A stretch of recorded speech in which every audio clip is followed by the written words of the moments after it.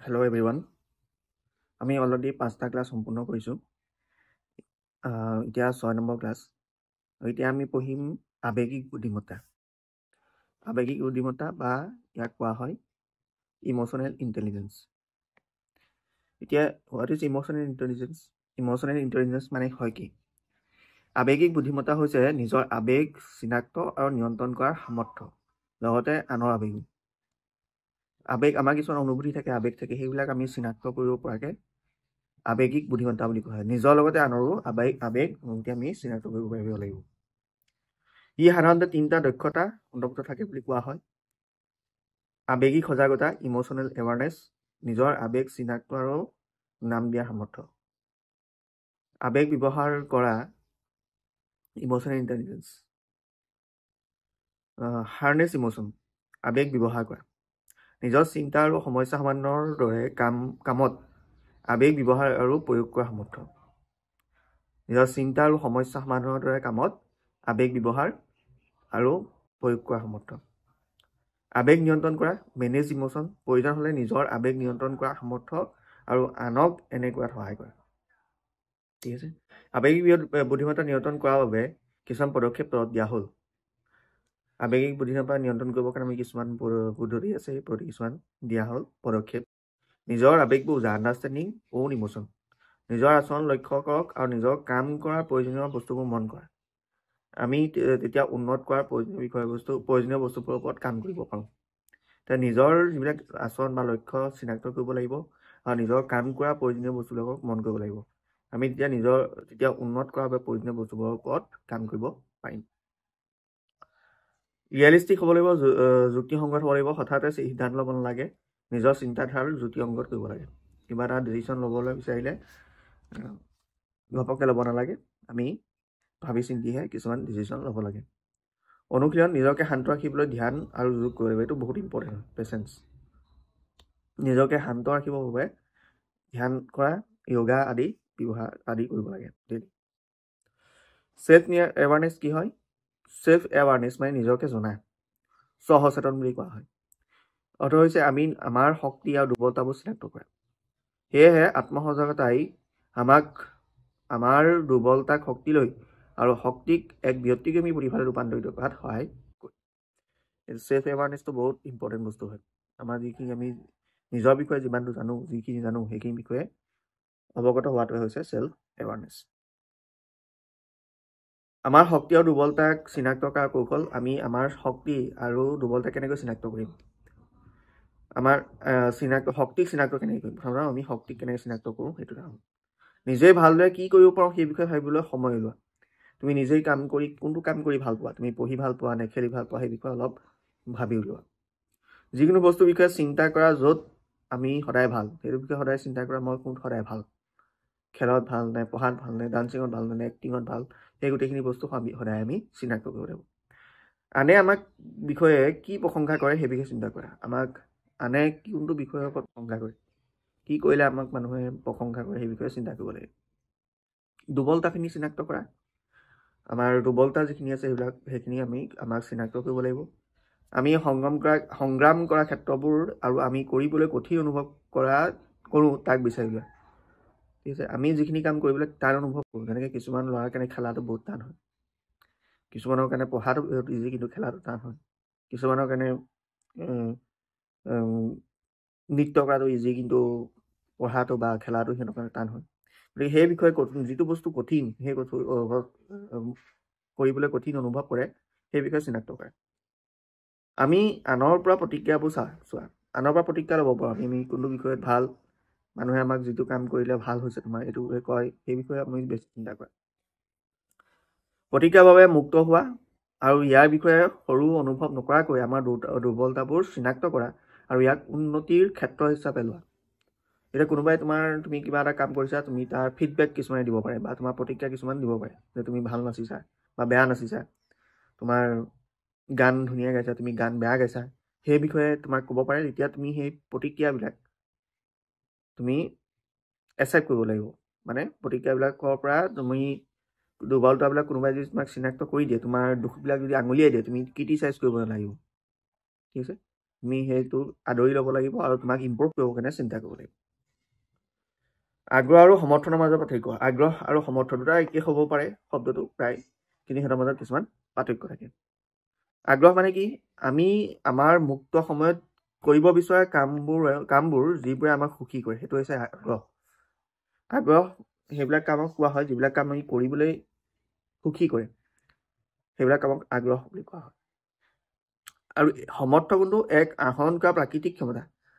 আহৰণ কৰা হৈছে সেইটো প্ৰাকৃতিক ক্ষমতা। কোনোবাই যদি মৰুভূমি অঞ্চলত আছে, তেতিয়াহ'লে সেই মানুহখিনিয়ে গৰমত থকা সমৰ্থ হৈ গৈছে। যদি আমাৰ কোনোবা ঠাণ্ডা জেগাত থাকে, তেওঁলোক গৈ মেলি মৰুভূমি অঞ্চলত ধূপকে থাকিব নোৱাৰিব। গতিকে সেইবিলাক হৈছে সমৰ্থ। আৰু আগ্ৰহ হৈছে তুমি কিবা এটা কাম কৰিবলৈ ইচ্ছা প্ৰকাশ কৰাটো হৈছে আগ্ৰহ। আমি যিবোৰ বিষয়ে কৌতূহল বা আনকি কোনেও আমাক এইটো কৰিবলৈ নকলেও আমি কৰিম, সেইটো হৈছে আগ্ৰহ। আগ্ৰহ হৈছে যিবিলাক কাম কৰিবলৈ আমি কৌতূহল, কোনোবাই আমাক ফ'ৰ্চ নকৰিলেও আমি সেইটো কাম কৰিম, সেইটোৱে হৈছে আগ্ৰহ। আমাক যথেষ্ট দক্ষতাৰে এটা নিৰ্দিষ্ট কাম কৰিবলৈ সক্ষম কৰে। সমৰ্থকে কি হয়, কিবা এটা কাম কৰিবৰ কাৰণে আমাক সক্ষম কৰি দিলে। তেনেকৈ পাহাৰীয়া অঞ্চলত মানুহবিলাকে খোজকাঢ়ি ওখ জেগালৈ যাব পাৰে, তেওঁলোকৰ সেইটো সামৰ্থ্য আছে। গতিকে সেইটো কাম তেওঁলোকৰ সেই জিঅ'গ্ৰাফিকেলি তেওঁলোকক সেই সামৰ্থ্যটো আহিছে। আমি শিকিব বিচৰা বা ভৱিষ্যতে কৰিব বিচৰা বস্তুবোৰ আমি শিকিবলৈ ইচ্ছা প্ৰকাশ কৰোঁ, সেইটো বস্তুৰ ওপৰত, যিটো বস্তুৰ ওপৰত আমাৰ আগ্ৰহ আছে। আৰু ভৱিষ্যতে বিচৰা বস্তুবোৰ আমি কৰিব পাৰোঁ। Self motivation. What is self motivation? আত্ম অনুপ্ৰেৰণা। আমাক আমাৰ লক্ষ্য প্ৰাপ্ত কৰিবলৈ, সুখী অনুভৱ কৰিবলৈ আৰু আমাৰ জীৱনৰ মানদণ্ড উন্নত কৰিবলৈ প্ৰেৰিত কৰে। অৰ্থাৎ কাৰোবাক আমাৰ প্ৰভাৱিত নকৰাকৈ কৰিব লগা কামবোৰ কৰাটোৱে হৈছে সমৰ্থ। চেল্ফ মটিভেশ্যন, নিজেই অনুপ্ৰেৰণা কৰা, আত্ম অনুপ্ৰেৰণা। জীৱনৰ মানদণ্ড উন্নত কৰিবলৈ প্ৰেৰিত কৰে। অৰ্থাৎ কাৰোবাক বা আমাৰ প্ৰভাৱিত নকৰাকৈ কৰিবলগীয়া কামবোৰ কৰাটো আমাৰ সমৰ্থ। ঠিক আছে। অনুপ্ৰেৰণা প্ৰকাৰ। অনুপ্ৰেৰণা দুই প্ৰকাৰ হ'ব পাৰে। এটা হৈছে আভ্যন্তৰীণ। এইটো প্ৰশ্ন আহে, অনুপ্ৰেৰণাৰ প্ৰকাৰ কি? এটা হৈছে আভ্যন্তৰীণ অনুপ্ৰেৰণা, যাক কোৱা হয় ইণ্টাৰনেল মটিভেশ্যন, আৰু এটা কয় বাহ্যিক অনুপ্ৰেৰণা বা এক্সটাৰ্নেল মটিভেশ্যন। আভ্যন্তৰীণ অনুপ্ৰেৰণা হৈছে কৰি ভাল পোৱা, যিবিলাক আমি কৰি ভাল পাওঁ, আমাৰ ইনাৰ ফিলিংছ আছে, এইবিলাকক কয় ইণ্টাৰনেল মটিভেশ্যন বা আভ্যন্তৰীণ অনুপ্ৰেৰণা। আমি কোনোবোৰ কাম কৰোঁ কিয়নো আমি সুখী হওঁ, স্বাস্থ্যৱান আৰু ভালদৰে অনুভৱ কৰে। যেনে কোনোবাই যদি ক্ৰিকেট খেলি ভাল পায়, সেইটো তেওঁৰ কাৰণে অনুপ্ৰেৰণা, আভ্যন্তৰীণ অনুপ্ৰেৰণা। তেওঁ তাৰ কাৰণে কোনো ৰিৱাৰ্ড নাপায়, তেওঁৰ কাৰণে কোনো ধৰণৰ পুৰস্কাৰ নাপায়। যেনেকৈ যেতিয়া আমি আমাৰ বাৰ্ষিক দিনৰ অনুষ্ঠানত প্ৰদৰ্শন কৰোঁ, আমাৰ কিবা যদি স্কুলৰ বাৰ্ষিক অনুষ্ঠান আছে, সেইটোত যদি আমি প্ৰদৰ্শন কৰোঁ, আমি কিবা নতুন শিকিম, যেনে নৃত্য, গান ইত্যাদি, আমি ভাল অনুভৱ কৰোঁ। আমি যদি কিবা কাম শিকিবৰ কাৰণে ভাল অনুভৱ কৰোঁ, সেইটো হ'ব পাৰে। তাৰপিছত আহিলে বাহ্যিক অনুপ্ৰেৰণা, যিটোৱে আমাক এৱাৰ্ড দিব, পুৰস্কৃত কৰিব। যেনেকৈ মই খেল এখন খেলিছোঁ, এইটো কাৰণে মই এৱাৰ্ড এটা পাম, প্ৰাইজ পাম। যদি আমাক সেইটোৱে মটিভেট কৰিছে, তেতিয়াহ'লে সেইটো হ'ব বাহ্যিক অনুপ্ৰেৰণা। আমি কামবোৰ কৰোঁ কিয়নো সেইবোৰে আমাক সন্মান, স্বীকৃতি আৰু প্ৰশংসা দিয়ে। উদাহৰণস্বৰূপে সুৰেশে 100 মিটাৰ দৌৰত অংশগ্ৰহণ কৰিছিল আৰু পুৰস্কাৰ লাভ কৰিছিল, আৰু এইটোৱে তেওঁ প্ৰত্যেক ৰাতিপুৱাই অনুশীলন যাবলৈ প্ৰেৰণা কৰে। এতিয়া এইটো কি হ'ব? বাহ্যিক প্ৰেৰণা কি হ'ব? কাৰোবাক দেখি অনুপ্ৰাণিত হোৱা। তুমি কাৰোবাক দেখিছা যে ৰাতিপুৱা শুই দৌৰিছে আৰু চাকৰি পাইছে, তোমাৰ সি কি হৈছে? ৰিৱাৰ্ড পাইছে। সেইটো তুমি যদি দেখিছা, ৰাতিপুৱা শুই দৌৰিলে তুমি চাকৰি পাবৰ কাৰণে ভাল হয় পুলিচত, তোমাক অনুপ্ৰেৰণা যোগালে, সেইটো হৈছে বাহ্যিক অনুপ্ৰেৰণা। তুমি নিজেই নিজৰ কাৰণে কৰা নাই, সেইটো তুমি এটা ৰিৱাৰ্ড পাবৰ কাৰণে কৰিছা। তেনেকৈ তোমাৰ ৰিৱাৰ্ডটো হৈছে চাকৰি। তো সেইটো হৈছে বাহ্যিক অনুপ্ৰেৰণা। আৰু আগৰটো হৈছে যি নিজেই কৰিবলৈ মন যায়, কোনো ধৰণৰ পুৰস্কাৰ নোহোৱাকৈ, সেইটো হৈছে আভ্যন্তৰীণ অনুপ্ৰেৰণা। আত্ম অনুপ্ৰেৰিত লোকৰ গুণাগুণ। আত্ম অনুপ্ৰেৰিত লোকৰ কি কি গুণ থাকে? আত্মপ্ৰেৰিত লোকসকলৰ সাধাৰণ আচৰণ যিবোৰ দেখা পোৱা যায়, তাত দিয়া হৈছে তেওঁলোকে জীৱনৰ পৰা কি বিচাৰে জানে। যিখিনি মানুহ মটিভেটেড মানুহ হয়, সিহঁতি জীৱনৰ পৰা কি বিচাৰে সেইটো জানে। কামত মনোনিৱেশ কৰিব পাৰে, কি গুৰুত্বপূৰ্ণ সেইটো জানে। তেওঁলোকৰ সপোনবোৰ পূৰণ কৰিবলৈ সমৰ্পিত হয়। তেওঁলোকে যিবিলাক সপোন আছে, সেই সপোনবোৰ পূৰণ কৰিবৰ কাৰণে সমৰ্পিত হয়। আত্ম অনুপ্ৰেৰণা নিৰ্মাণ, building of self motivation. Self মটিভেশ্যনৰ কি হৈছে? আত্ম অনুপ্ৰেৰণা গঢ়াৰ বাবে 4টা পদক্ষেপ আছে। চেল্ফ মটিভেশ্যন কৰিবৰ কাৰণে কিছুমান 4টা পদক্ষেপ আমি ল'ব লাগিব। নিজৰ শক্তি বিচাৰি উলিওৱা তুমি কোনটো বস্তুত ভাল সেই বস্তুৰ বিষয়ে তুমি জানি উলিয়াব লাগিব নিজৰ লক্ষ্য নিৰ্ধাৰণ কৰক আৰু মনোযোগ দিয়ক নিজৰ লক্ষ্য এটা নিৰ্ধাৰণ কৰি ল'ব লাগে আৰু তাত মনোযোগ কৰিব লাগে এতিয়া ছাপোজ ধৰি লোৱা তোমালোকৰ লক্ষ্যটো হৈছে হায়াৰ ছেকেণ্ডেৰী মেট্ৰিকত বা হায়াৰ ছেকেণ্ডেৰীত ভাল ৰিজাল্ট কৰা এতিয়া তোমালোকে এতিয়াৰ পৰা টাৰ্গেট কৰিব লাগিব ক্লাছ 9ত বা ক্লাছ 10ত পঢ়ি আৰম্ভণি পৰাই যে আমি সেই লক্ষ্যটোত গ'লটো কেনেকৈ টাৰ্গেট এটা মানি ল'ব লাগিব মই যদি 60% বা নিজৰ চাব লাগে মোৰ কিমানৰ অযোগ্য হয় যদি মই ষ্টাৰ পোৱা যোগ্য তেতিয়াহ'লে মই ষ্টাৰৰ কাৰণে তাতকৈ অলপ বেছি ৰেঞ্জ চাব লাগে যদি তুমি ষ্টাৰ পোৱা যোগ্য তেতিয়াহ'লে ডিষ্টিংশ্যন পাবৰ কাৰণে চেষ্টা কৰিব লাগে আৰু সেই লক্ষ্যটো পাবৰ কাৰণে তুমি দিনে ৰাতিয়ে কষ্ট কৰিব লাগে আৰু নিজৰ কামত মনোযোগ কৰিব লাগে নিজৰ লক্ষ্য পাবৰ বাবে এটা পৰিকল্পনা বিকশিত কৰা এটা পৰিকল্পনা আমি বিকশিত কৰিব লাগিব যে কোনটো মই প্ৰতিবিলাক টেষ্টতে আমি ভালকৈ দিম ভালকৈ মাৰ্ক উঠাম তাৰপাছত মই প্ৰতিটো পৰীক্ষাতে মই ভাল নাম্বাৰ ফলাফল আনিব পাৰিম এনেকৈ বুলি এটা